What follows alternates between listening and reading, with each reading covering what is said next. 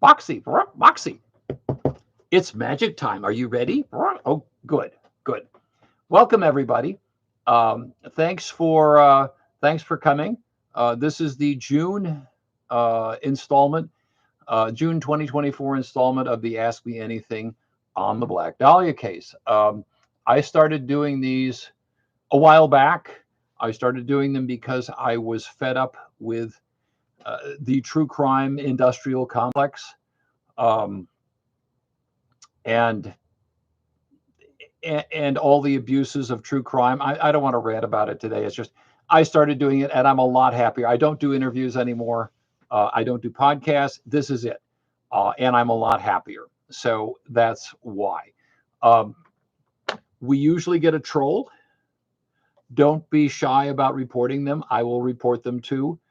The chat is on super, super slow to deter trolls because I usually get some. So just so you know that.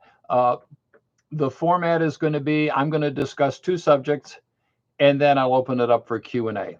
And I will alternate between the live questions and the submitted questions. I have a backlog of submitted questions. So it'll be I'm going to have to talk fast.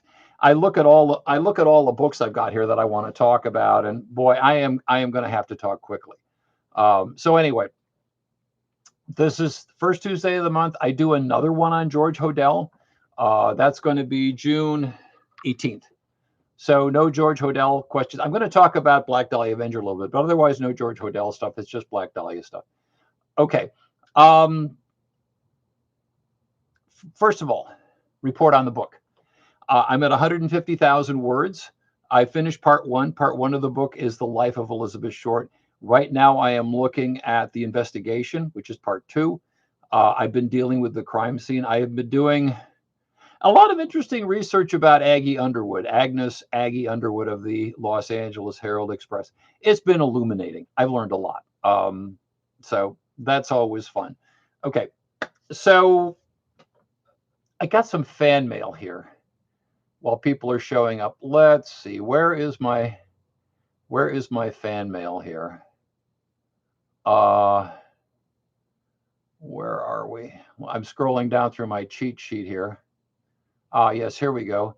Bugsy Siegel, Jack Anderson, Greenberg, Clement, A.K. Wilson, and other pseudonyms, and his boys were after Beth because she was blackmailing a Chandler, the newspaper publishing Siena, over he getting her pregnant. Supposedly she had a fine surgical line along her lower abdomen region, which that ghastly gouging in the same region hides. Also, cops Hanson, Donahue, Finest knew such things, but did not want to say because of corruption and safety of Beth's family. If this got out and the damage to Beth's reputation as moocher and escort to the well-heeled, which does not necessarily mean she was a full-blown prostitute, with a bit of sex on the side for the right person, like Chandler, who got her pregnant and then wanted her gone because she became a pest.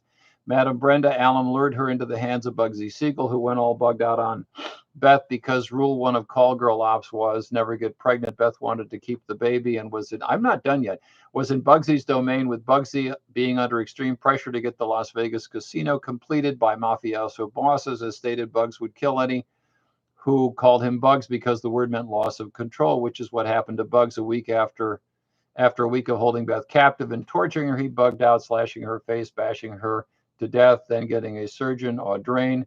I'm not done yet. To do the rest of the handiwork, resulting in combo of vicious rage and deliberate precision, placing her body just away from where his fellow mafia boss would see her body as gang message. That Siegel kept his house in order. Less than a few months later, he was dead. Brenda Allen, similar. Cops took this to their graves, especially, I need a breath. Disgraceful Hanson. Jack Wilson was interviewed in the 70s and stated the laying over her timber on Bath to achieve blood loss without mess, along with other cops who knew, like Donahoe. Cop Jameson, about the only decent cop who also stated this unofficially before death. Chandler, very powerful individual to the end. That is my fan mail. That's the kind of mail I get.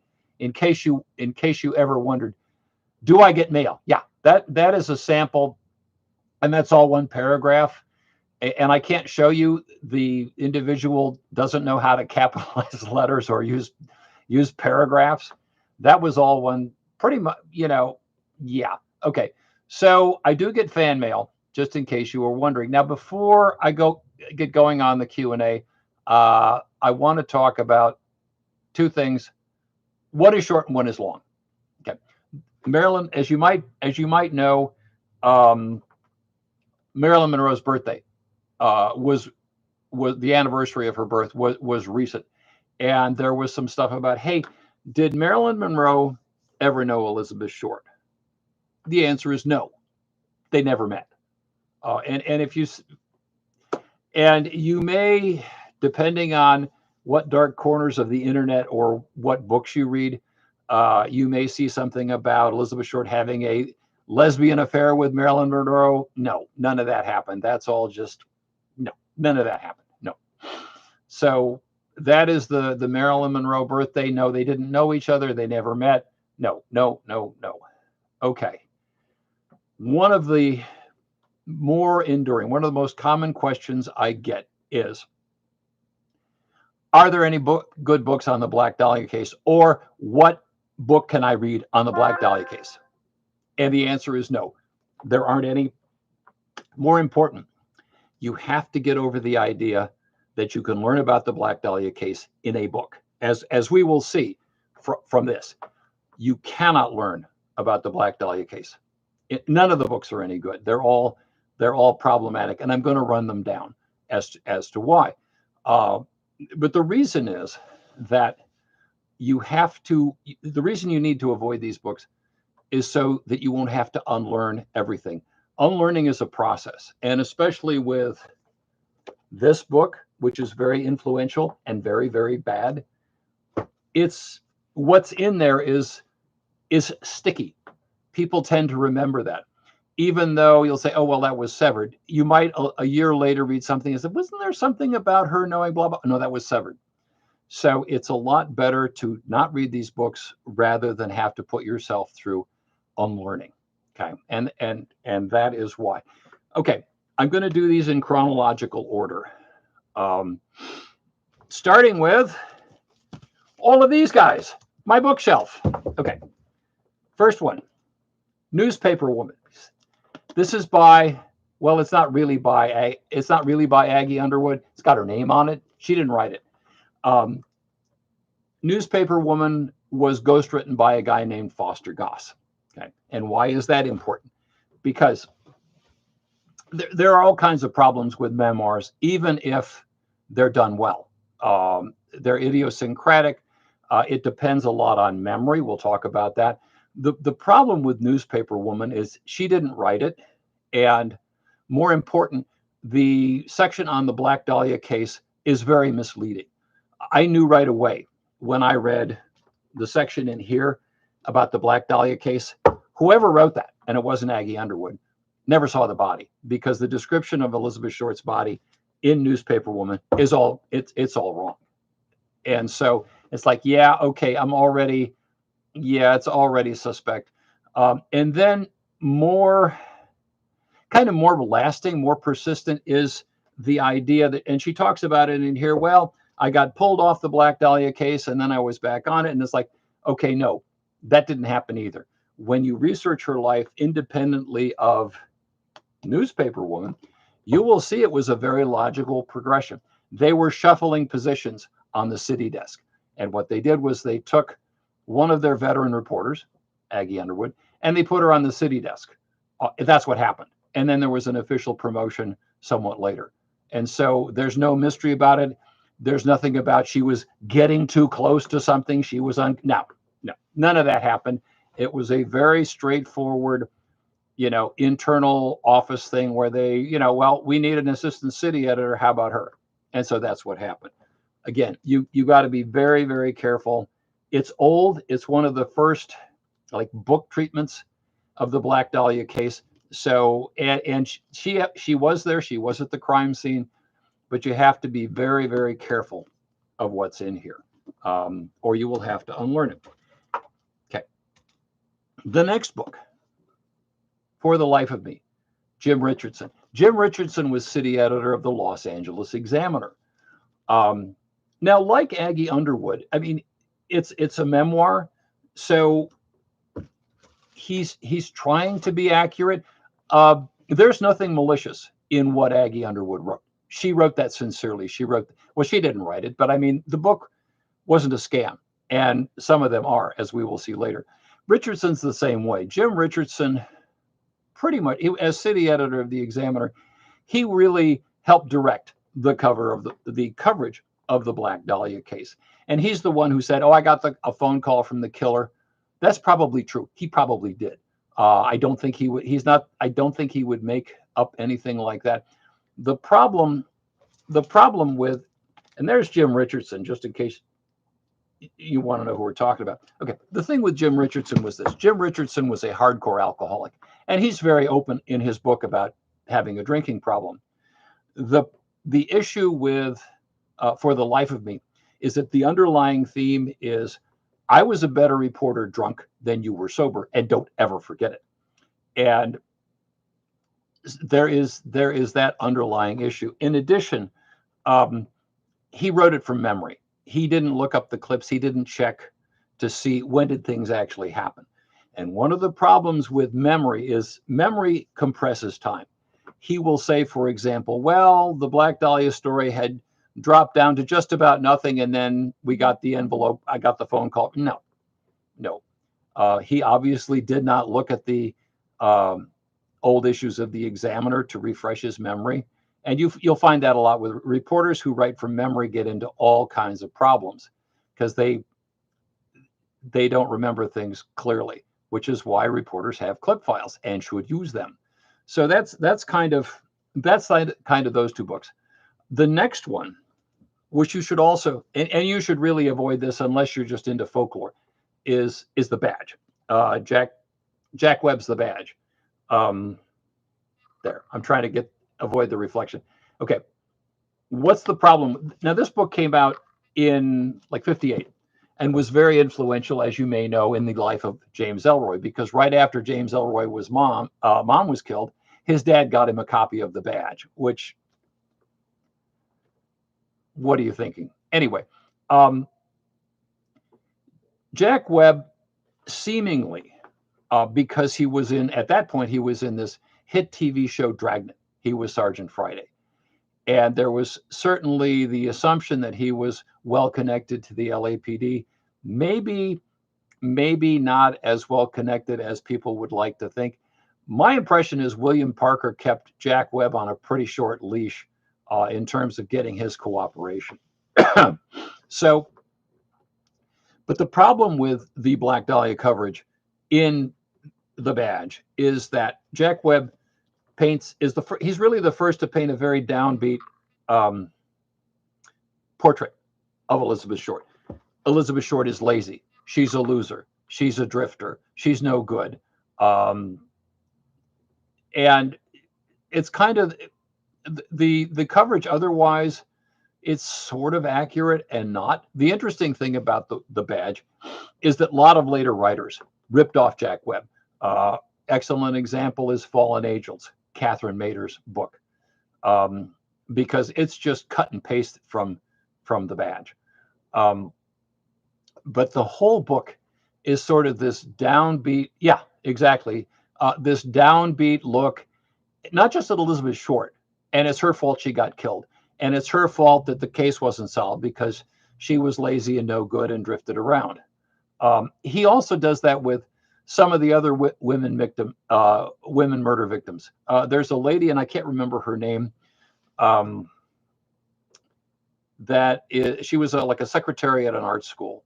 And he portrays her as this lonely, unfulfilled lady, who couldn't get a man. And, it was just sort of, she was a sort of a wannabe artist. And, I mean, there's not a lot of basis for him saying that other than it's a lot more about Jack Webb. Anyway, it's this whole downbeat vibe. It's this sort of noirish thing, not real accurate. So again, I wouldn't recommend any, unless you want to look at the treatment of the Black Dahlia case as folklore, then it might be useful. But in terms of any accurate account, no, it's not. The next one, Will Fowler's reporters, another reporter. Um, unlike Newspaper Woman and unlike For the Life of Me, Will Fowler wrote this as a scam. He knew it was lies. Will Fowler, and I am perpetually ticked off at Will. I treated that man like a friend. And he had, at that point, at the time I met him, he had alienated everybody. His family wasn't talking to him for good reason, as it turned out. But all of his claims about the Black Dahlia case, which then got passed to other books, they're all made up. And what would those be? Okay, you have heard them. I guarantee you have heard some of Will Fowler's claims. You have heard. Well, you have heard, first of all, that he was the first reporter on the scene and the cops pulled their guns. That's not true. You will hear him say that he closed her eyes. He did not. You will hear him say that he helped put her body into the no, it's not Evelyn Winters. It's much later. You really want to know. It's oh, let's see. I don't want to. Okay. It's Carol Graham. It's the Carol Graham. It's not Evelyn Winters. Evelyn Winters is a very sad case. Anyway, with Will Fowler, the stories he will tell you he was the first cop. He was the first reporter on the crime scene. The police pulled a gun. He closed her eyes. He helped lift her into the coroner's wagon, the Black Mariah. He will tell you that. He will tell you that she had infantile genitalia. Okay, you've heard all of those stories. None of those are true. Everything I just said is a Will Fowler lie. Okay, so you really stay away from. No, this one is a big no. This one is kind of a no, except if you want to write about, if you're looking at the Black Dahlia as sort of folklore myth rather than anything accurate. Okay, so what do we have next? Oh, we have this one. Now, this is not a first edition of Severed. It's a later edition. And why is that important, Larry? The first edition of Severed is dedicated to Mary Pacios. Yeah. John Gilmore, this is going to be a fun story. John Gilmore and Mary Pacios were an item at one point. Mary Pacios was working on a Black Dahlia book because she had known Elizabeth Short when she was a little girl, when Mary was a little girl. And so it's kind of her childhood memories of Elizabeth Short. And that's the book that she was working on. And Gilmore is working on a Black Dahlia book. So they get together. They become an item. And Gilmore rips her off. And there's a lot of bad blood. As I said, the first edition of Severed is dedicated to Mary Pacios. The later editions are not. That's pulled. So what is it specifically about Severed? Okay. Severed is the first, and I could talk for an hour about Severed. Severed is the first book-length treatment of the Black Dahlia case. It's the first one. And it is, as I say, 25% mistakes and 50% fiction. Okay, who's the author? Who is John Gilmore? John Gilmore was a fringy, hanger-on, wannabe actor. He's in a couple of TV episodes. He's got a little, he shows up for a minute in Bonanza, stuff like that. And so he came up with, Ed, I think he had written a book before this about the Charles Schmid murders. He wrote a book about the Charles Schmid, and later on, of course, he would claim to have gay affairs with, all kinds of Hollywood conveniently dead, James Dean. Oh yeah, I had a gay affair with James Dean. I had a gay affair, that kind of thing. He would come up with all of that. Anyway, the average person who doesn't already know the Black Dahlia case cannot imagine how much is made up in here. At one point, John Gilmore says, "Oh yeah, I met Elizabeth Short because she was researching her father's family." No, that's all made up. But John Gilmore was he liked to do magic tricks as a kid.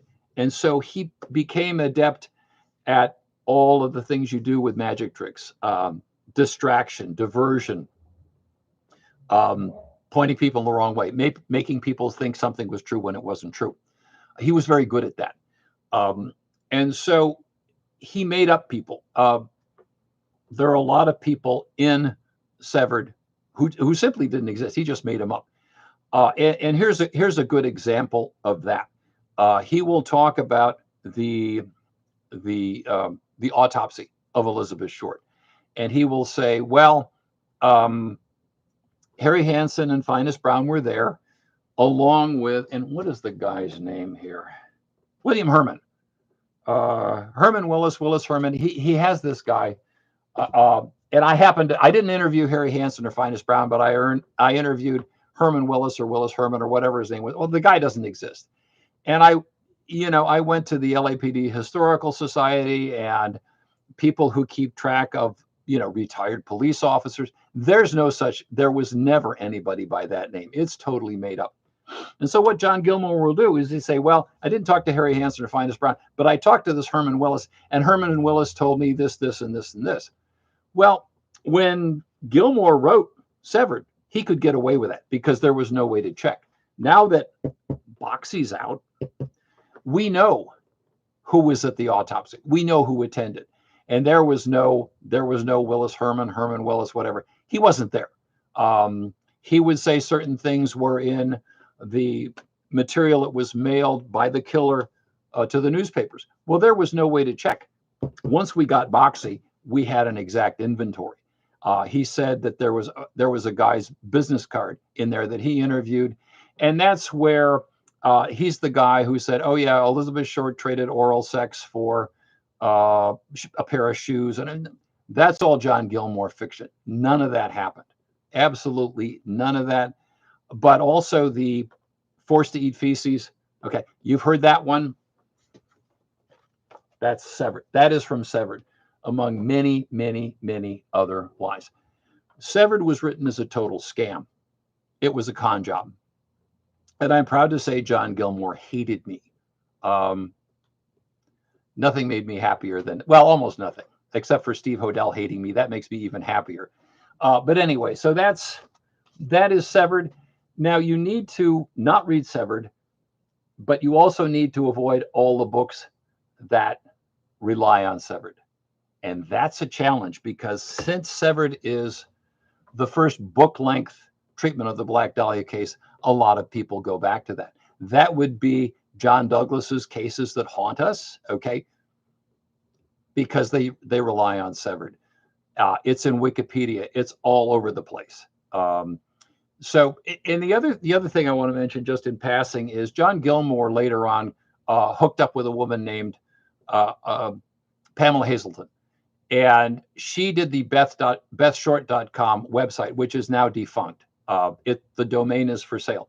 But for a long time, that was the first website that was devoted to the Black Dahlia case. And it was a vector for all of the Black Dahlia snuff pictures. Oh, and I should say one more thing.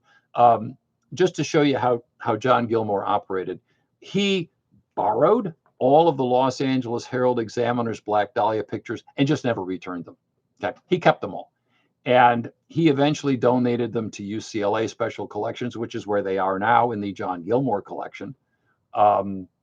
So he that's the kind of individual he is. Total fake, total fraud, just almost the worst. But anyway, Severed was written as a scam. Now you got Childhood Shadows. And I have to say, as I've said before, I like Mary. I consider Mary Pacios a friend. I haven't read Childhood Shadows for the simple reason that I don't want to get into the whole Orson Welles did it and left a bunch of clues in movies. It's like, I mean, as much as I like Mary, as much as I respect her, she says things that are absolutely impossible. But the book is genuine. She actually means it, unlike Severed, which is a scam. Okay. Now I don't have a copy of Daddy Was the Black Dahlia Killer by Janice Knowlton and Michael Newton. It's actually the book has kind of a split personality. Michael Newton does a lot of true crime books.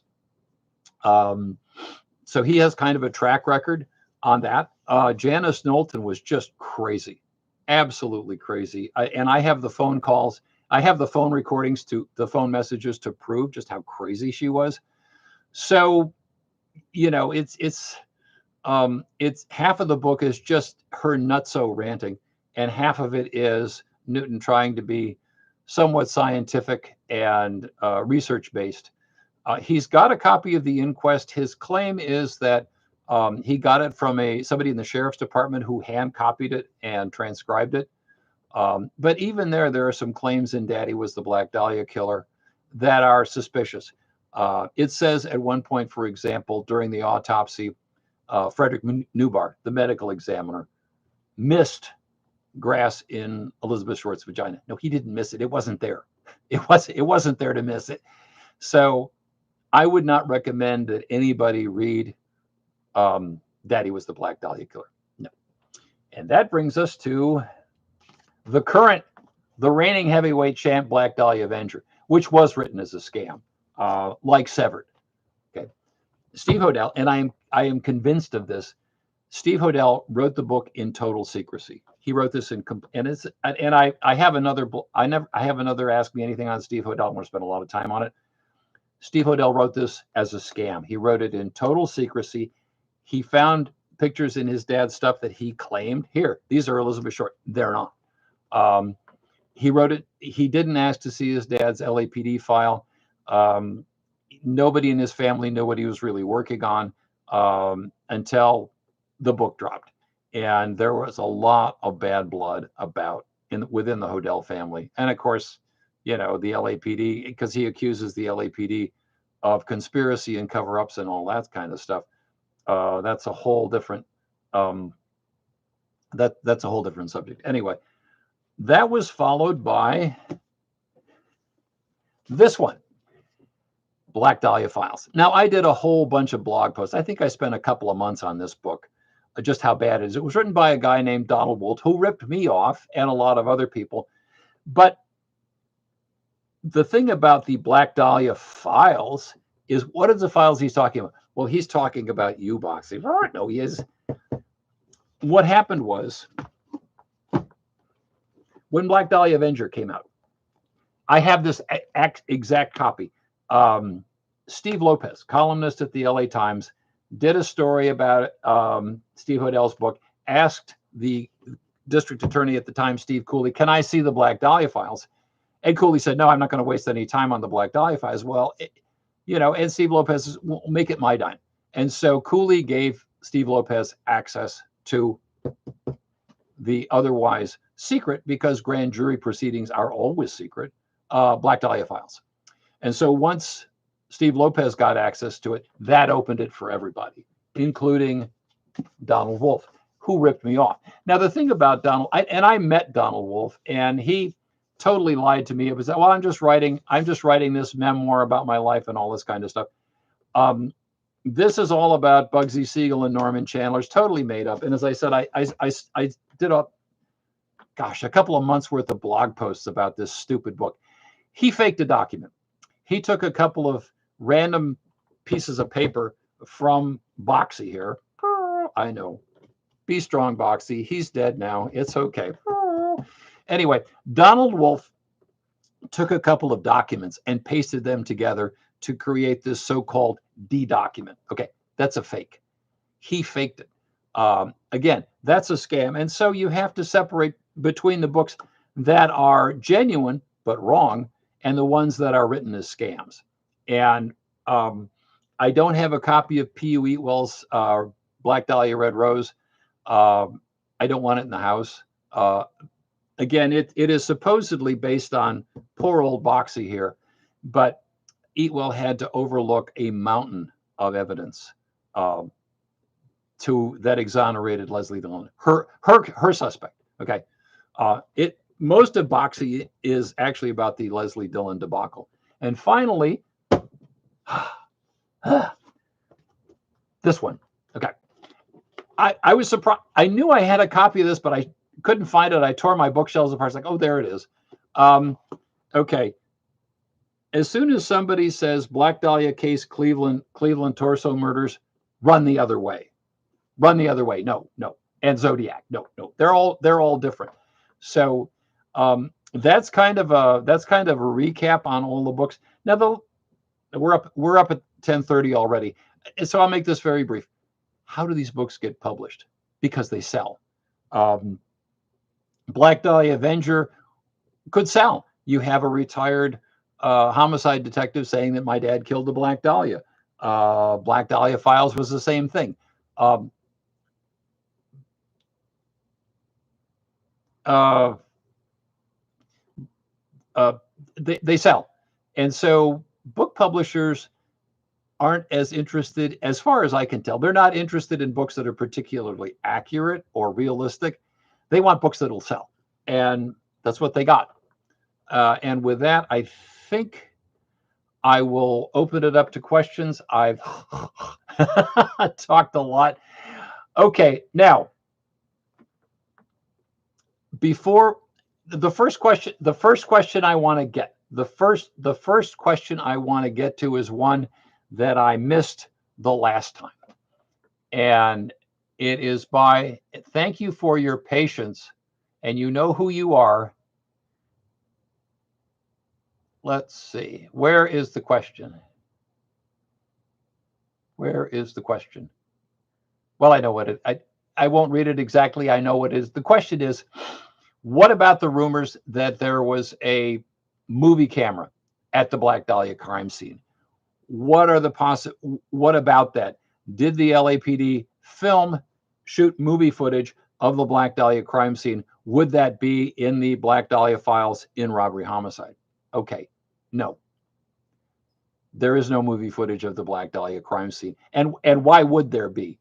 That's not how the LAPD operated.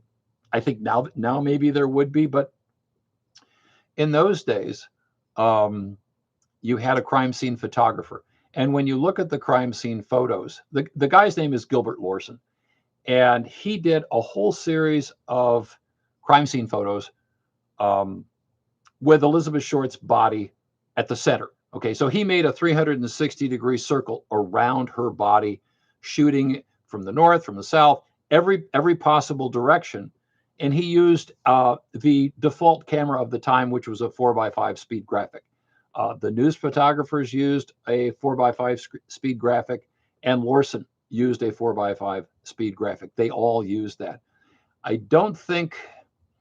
think some news photographers used a twin lens reflex. If you know what that is, it's like a Rolly, where it's got two lenses in the front. But otherwise, no. There is nothing. The LAPD would have no reason to do that. And no, it just, however that rumor got started, it's kind of like the rumor that there's a nighttime photo of the Black Dahlia crime scene that only the killer could have taken. And it's like, no, that's not true either. That's from David Fincher. It's like, no, that's not true. Okay. Let's see. Hey, Larry, do you know who Donald Freed is? Yes, I do know who Donald Freed is. Thank you from Instagram. Who is Donald Freed? Well, I can tell you a lot about Donald Freed. When I wrote the Black Dahlia article for the 50th anniversary that was published in 1997, the second phone call I got was from, guess who? Donald Freed. I went out to his house and I interviewed him. I know exactly who he is. He's a very nice guy. He's also a conspiracy nut. Donald Freed told me exactly the story that he told P.O. Eatwell, that it was Mark Hansen, Leslie Dillon did it. DeRiver was gotten by people in the police department who didn't want him to solve the case. There was a cover-up. Mark Hansen, blah, blah, blah, blah, blah. And I thought, okay, thank you. That's nice. But I'm a reporter, so I just kind of put that in the back of my head, and then went along and I would check it out when I had the time. I would keep my eye open for that. And it's like, no, I mean, as I said, Boxie is primarily the Leslie Dillon debacle. And if P.U. Eatwell overlooked a mountain of evidence that Leslie Dillon was investigated and eliminated, he was in San Francisco when Elizabeth Short was killed. That's it. End of story. So yeah. Okay.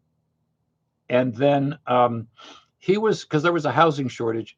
Cleo and Elizabeth Short were staying with another family, a guy who also worked at Mare Island, and they had kind of doubled up at this house. Well, the lady in this other couple had a baby, and so I think her mom came up to help with the new baby, and of course the house was a little crowded. So the coworker said, "Hey, you Cleo and Elizabeth Short, can you take off?" And so the mother-in-law, or the woman's mom, the mother-in-law, who was from Los Angeles, told Cleo and Elizabeth, "Hey, I've got this place in L.A. You can stay here." And it was very close to it's now part of the USC campus, but that's where the house was. And so Cleo and Elizabeth Short came down there and fought all the time. And she didn't stay long. She just took off. I think it was in January, and I'm relying on my memory here, but I think it was January 1943. And that's when she went up the coast to Camp Cook. She didn't say goodbye. But as I said, she and Cleo fought all the time. And Cleo said, "I'm done with her. I don't want anything to do with her anymore." That was it. And so that's when she went up to Camp Cook.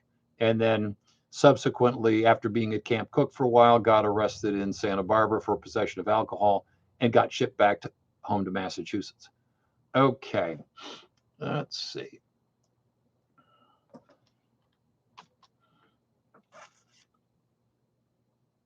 Okay, let's see.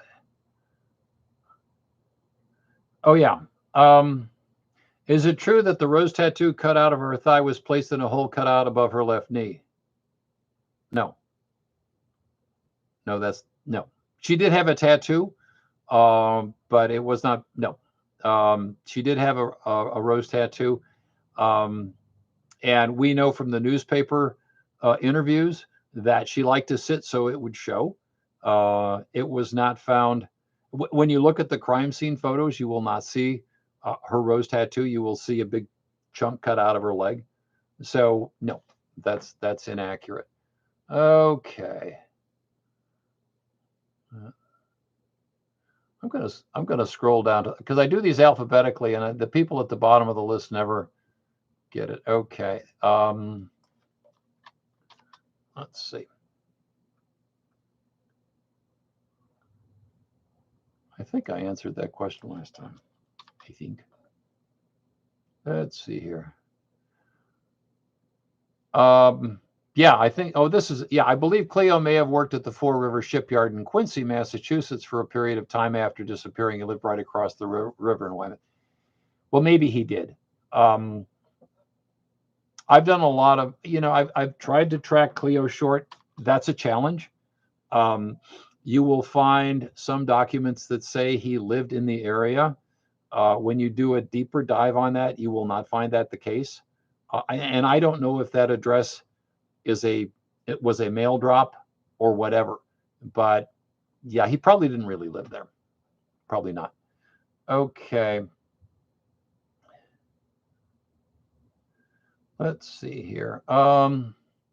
We know about the killer sending Beth's belongings to the press along with a letter. Is it true that several other letters were mailed to the press but were somehow lost? No.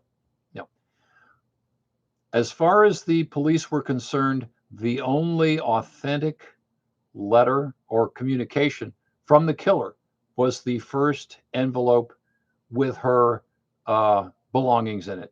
All the rest were crackpot mail, and there was a lot of it. No.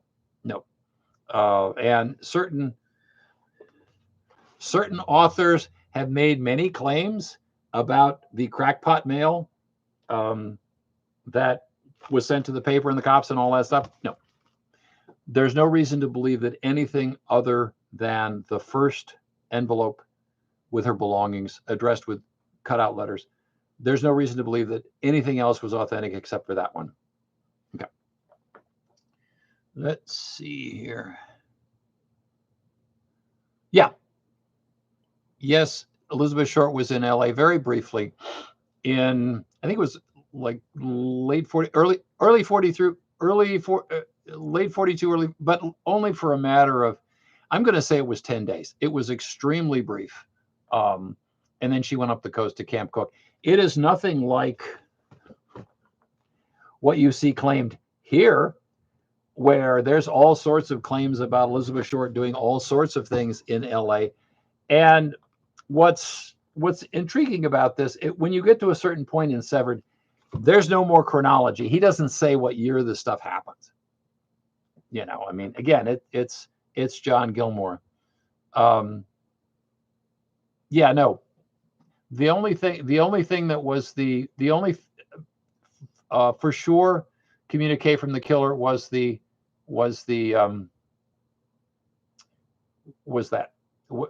Okay. Let's see. When did Walter Bailey become a misogynist? I have no idea. I never met the man. I don't know. You know, that is not a question I can answer. What he was like. I mean, it's doing research on Walter Bailey is kind of like it's like picking a random name out of the phone book and doing a book-length biography on him. It's really hard to find a lot of information. I've talked to some of the relatives. I've talked to people who knew him, but that kind of detail, no, you know, I don't have that. Let's see here. Okay. Well, what's the best book on the Black Dahlia? I think I covered that one. Okay, let's see. I have a question about the crime scene photos. Do we know who took the multiple photos, including the unfortunate photos of her body that I wish weren't public? Okay. You have news photos. But the thing about the news photographers is the guys from the newspapers knew that they couldn't publish the pictures of her. There's one picture that Felix Pagel took where she's lying and they painted a blanket over her. They knew that they could never publish the photographs of her. And so the whole thing in I Am the Night about Chris Pine sneaking in and taking pictures in the morgue, it's like, no newspaper could ever publish those pictures. It's absurd. It's laughable. The other photos, the other photos that were taken by the LAPD, they are all signed. They will have a date. They will have the initials GL. That's for Gilbert Lawson. And they will have a DR number, and I don't remember the DR number off the top of my head, but okay. The LAPD photos all have the date, GL, Gilbert Lawson, and the DR number. And Gilbert Lawson took multiple photographs of the crime scene because it was for the police. That was his job. He took, as I said, Gilbert Lawson made a 360-degree circle around the crime scene, putting Elizabeth Short's body at the center of every shot. That was his job. He was supposed to do that, and that's what he did. Those pictures were never meant to be seen by the public. Now they are. People collect them like baseball cards, which is really repulsive. But that was his job. That's what crime scene photographers do. And so that's kind of the origin of that. So that's from the police. Let's see. Have I ever visited Elizabeth Short's grave? Yes, I have. I visited Elizabeth Short's grave with one of her nephews, as a matter of fact. Very interesting, very illuminating. Okay, let's see. Will there be any never seen photos of Elizabeth Short in your upcoming book? Release date yet? I don't know. I have photographs from the Black Dahlia case that haven't been seen in decades. I have them, but I really have mixed feelings about publishing them. Simply because people treat photos of Elizabeth Short like clip art. I have been ripped off so many times by people that I never, if you'll notice, I never ever publish photos of Elizabeth Short anymore, because on the rare occasions when I do, they get ripped off. I took some pictures that were from the exhibit at the LAPD Historical Society. James Elroy presents Elizabeth, because James Elroy always has to get his name on the Black Dahlia case. They were on display there, and I shot them through a display case. And so there's all these reflections of the lights and all this stuff. And you can see my reflection in some of these pictures, which didn't stop certain people from ripping off my photos. I wonder who that would be, Steve. You know, people have no shame in stealing Black Dahlia photos, which is why I don't. And so it's entirely possible that I might not do any. I don't know, maybe. Do I have a release date yet? No, I haven't finished the book. I've only finished part 1. And you know, it's the book publishing industry. I mean, for somebody coming from the newspaper publishing world, the book publishing industry is it is just a total enigma. I don't get it. It just doesn't make any sense at all. They have these incredibly long lead times where, well, I'm looking for, books for next year, that kind of thing. And it's like, I don't know. But anyway, I'm not sure I publish any of them. I'm not sure. Okay, let's see. Elizabeth Short had no clothes or toiletries with her for the 5 missing days. Do you believe she was with the killer for those 5 days? She might well have been. When I interviewed John Douglas about Elizabeth Short in the Black Dahlia case, he said, I would not be surprised if they spent some time together, because what he did to Elizabeth Short was personal, in the sense that he was not attacking just a woman as a representative. Elizabeth Short is just a random woman. The violence that was done to her not just as a woman, but as Elizabeth Short. All of everything he did had meaning. Some of it we can't really get in his head to guess what it meant to him, but it definitely had meaning for him. So yeah, I think they spent some time together. Was it all 5 days? I don't know. We don't know. Nobody's ever been able to really figure out where she was, where she went, what she did. Now we do know from Antoth. Who was Antoth? Antoth was one of her roommates at Mark Hansen's. We know from Antoth's interview that Elizabeth Short was very neat and particular. She would wash out her clothes in, I don't know, the sink or something like that every night. So she was very meticulous about that.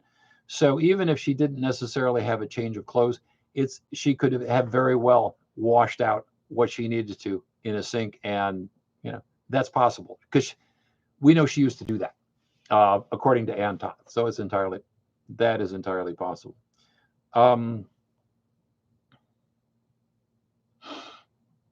Yeah, hey, from Instagram, Jean Marie. No, Elizabeth Short was not at the Hollywood Canteen because it closed, and you had to have a photo ID to work at the Hollywood Canteen. That is more okay. Elizabeth Short in the Hollywood Canteen is, guess where? Again, if you read Severed, you'll have to unlearn everything, and that includes Elizabeth Short being at the Hollywood Canteen. No, Hollywood Canteen was closed when Elizabeth Short was in LA. She never worked there. She wasn't a junior hostess, unlike Georgette Bauerdorf.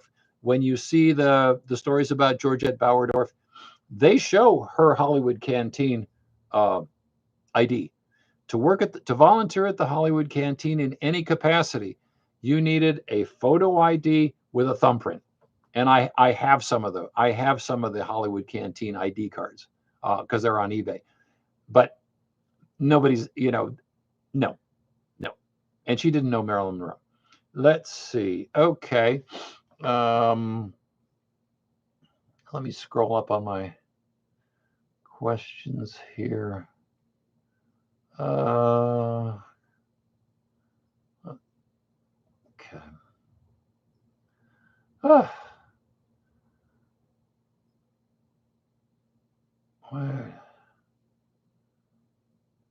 Let's see. Oh, this is it. I just want to throw this out here. Here we go. My parents came out here after World War II, and my mom got to know some LAPD uniforms. Okay, one of those friends mentioned to my mother a couple of years later that a hubcap from some car or another was found by LAPD near Elizabeth Short's body. I guess it's the city's easement. Have you ever heard anything related to a hubcap? No, I have not. No. As far as I know, that did not happen. And how can I be so sure? Because there's an inventory. When you go through Boxie and when you go through the inquest, there is a description of what was found near the body. No hubcap. No hubcap. For that matter, again, this book, there was not a Croton wristwatch found near the body, or depending on which version Steve is telling, in the body. No, no, that didn't happen either. A kid, a young man who lived in the neighborhood, found a wristwatch about 100 yards away, something like that. And he takes it to the detectives and he says, here, I found this rusty old watch. And they go, yeah, kid. Okay, thanks. And that was the end of it. But that wasn't so minor that it didn't get written up in the papers with the kid's name. So no, no hubcap, no wristwatch. No. Let's see. How am I doing here? Okay, let me go back to yeah, somebody asked me about Mark Hansen. Did Mark Hansen know Elizabeth Short? Yes. She lived in his place for a while. She and Margie Graham crashed at Mark Hansen's place for, I don't know, 10 days, a little bit. I'm relying on my memory here, but it wasn't long. And then Mark Hansen threw them out. He threw out Margie Graham, and so Elizabeth went also. And they stayed with a couple of guys named Bill Robinson and Marvin Margolis. And then they got thrown out of there. And Margie Graham at that point opted to go home. And so, okay, Instagram, I'm going to say goodbye because we're up on an hour. So goodbye to you. Otherwise, this wonderful recording will disappear. And that would be bad. Yeah. Okay. All right. Where was I? Oh, yeah. She stayed a little bit longer. But Mark Hansen was investigated. Good grief. The amount of investigation they did on Mark Hansen it's like Leslie Dillon. I mean, they bugged his house. They searched for blood residue. They went to, I think, one of his, he didn't have an apartment house, but he had like a rooming house. And they searched that. There was this idea that he was the mysterious man from Batavia who showed up at the Astra Motel. No, he was eliminated. And so, but I hear every so often, I used to hear, and I'm sorry, I can't remember her name. I call her the Mark Hansen lady. And she was convinced that she had solved the Black Dahlia case and it was Mark Hansen. And she was like a film major at SC, and that's all fine. But it was not Mark Hansen. It's just, no, he's a non-starter. They investigated the heck. They bugged his house. They investigated the heck out of Mark Hansen. If he had done it, they would have known. No, he was eliminated. Absolutely eliminated. Okay. Let's see. I think that's gonna do it for now. We're coming up on 10:59. Oh, am I still in touch with Kyle Wood? No, I haven't heard from Kyle Wood in probably 20 years. Kyle Wood was very helpful when I was doing my research in 1996, and I was in contact with him in like 2001, 2002. Kyle lucked out. Kyle found a lot of. He was down on the story went something like this. Kyle was down on the Queen Mary and found a lot of old newspapers for sale in a souvenir shop, and found a whole stack of Examiners from 1947. So he bought them all, and he bought up all the Black Dahlia stories of the Examiner. And in the early 2000s, he was selling them on eBay. He had an original First Day story First Day Paper, and he sold that on. He sold some of them on eBay. I haven't heard from Kyle in, as I said, probably 20 years. It's been a long time. Okay, and with that, I think that will do it for this time. The next one is, what did I say? July. We will do this again in July 2nd. Okay, next one is July 2nd. And I will be doing a George Hodel on June, what did I say? 18th. Okay. Next, George Hodel is June 18th. Next, Black Dahlia is July 2nd. Okay, thanks everybody. Talk to you later.